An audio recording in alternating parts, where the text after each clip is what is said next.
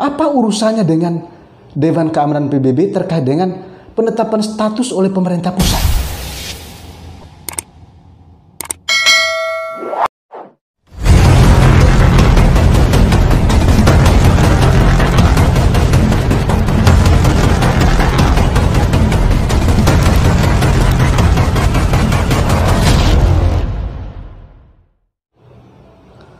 Halo sahabat-sahabatku sebangsa dan setelah jumpa lagi dengan program kesayangan kita, Otak Bleang ya.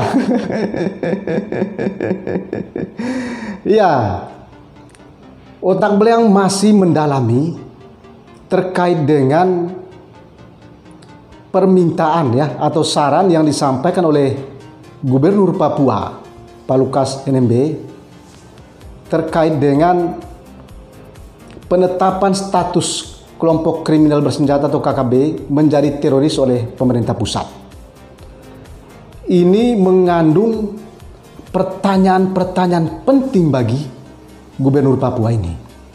Karena begitu pemerintah pusat mengumumkan perubahan status dari KKB menjadi kelompok teroris terhadap kelompok kriminal bersenjata di Papua itu, Pak Gubernur Papua melalui surat resminya menyampaikan permintaan kepada pemerintah pusat untuk mempertimbangkan kembali status atau pemberian nama dari KKB menjadi kelompok teroris itu. Yang menjadi pertanyaan besar saat ini adalah, apa dasar pertimbangan Pak Gubernur Papua ini sehingga harus meminta pemerintah pusat melakukan konsultasi dengan Dewan Keamanan PBB? Apa urusannya dengan Dewan Keamanan PBB terkait dengan penetapan status oleh pemerintah pusat? Apa hubungannya?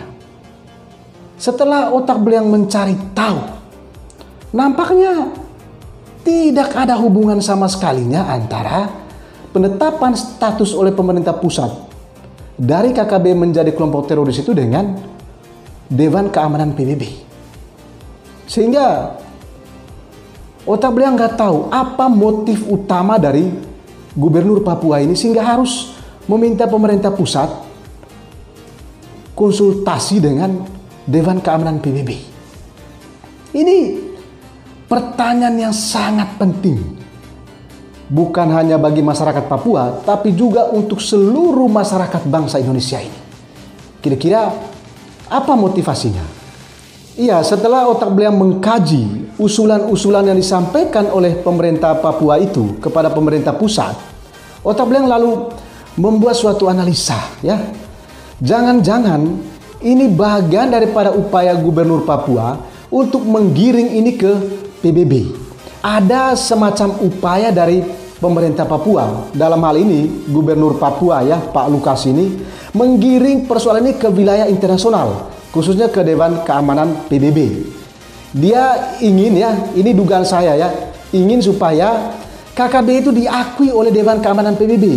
Bahwa ada KKB di sana itu yang sedang memperjuangkan kemerdekaan bagi Papua. Padahal kita ketahui sejak tahun 1969 ya, Papua itu sudah menjadi bagian daripada Negara Kesatuan Republik Indonesia. Dan itu melalui suatu jajak pendapat. Jadi masyarakat Papua itu menginginkan mereka bergabung dengan Indonesia. Jadi sudah sah. Jadi kalau misalnya Pak Lukas ada upaya untuk menggiring kasus ini ke wilayah PBB, seolah-olah nanti bahwa PBB mengakui bahwa ada kelompok kriminal bersenjata di Papua itu, ini menjadi berbahaya sama sekali. Sehingga dalam konteks komunikasi, ini sebetulnya bagian daripada komunikasi politik yang dilakukan oleh Gubernur Papua, sehingga seolah-olah nanti bahwa PBB mengakui bahwa ada KKB di Papua itu yang sedang berusaha untuk memerdekakan Papua. Padahal yang kita ketahui bersama bahwa pemerintah Indonesia itu sudah tidak mengakui adanya OPM, Organisasi Papua Merdeka. Tidak mengakui adanya gerakan-gerakan separatis di Papua itu yang ingin Papua itu merdeka, memisahkan diri dari Indonesia. Sehingga label-label yang diberikan itu adalah suatu upaya komunikasi publik kepada masyarakat Indonesia bahwa memang di sana itu tidak ada gerakan-gerakan untuk memerdekakan Papua keluar dari wilayah kesatuan Republik Indonesia.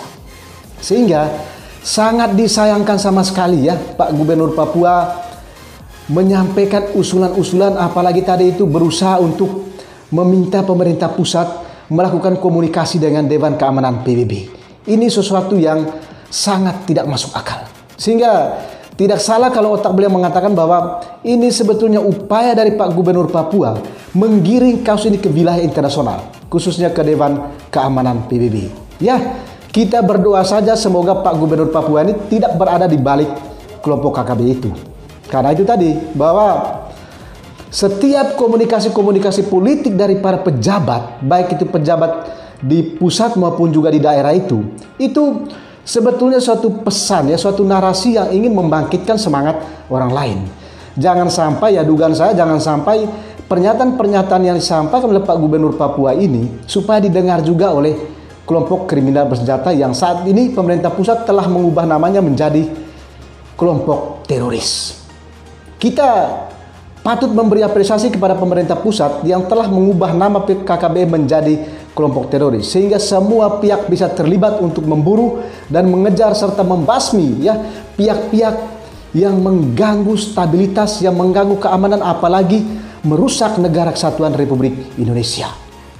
Kita berharap juga masyarakat Papua harus mendukung penuh langkah dan kebijakan pemerintah pusat ini agar Papua itu menjadi daerah yang aman, provinsi yang aman, jauh dari segala tindakan-tindakan yang merusak stabilitas dan keamanan wilayah kesatuan Republik Indonesia.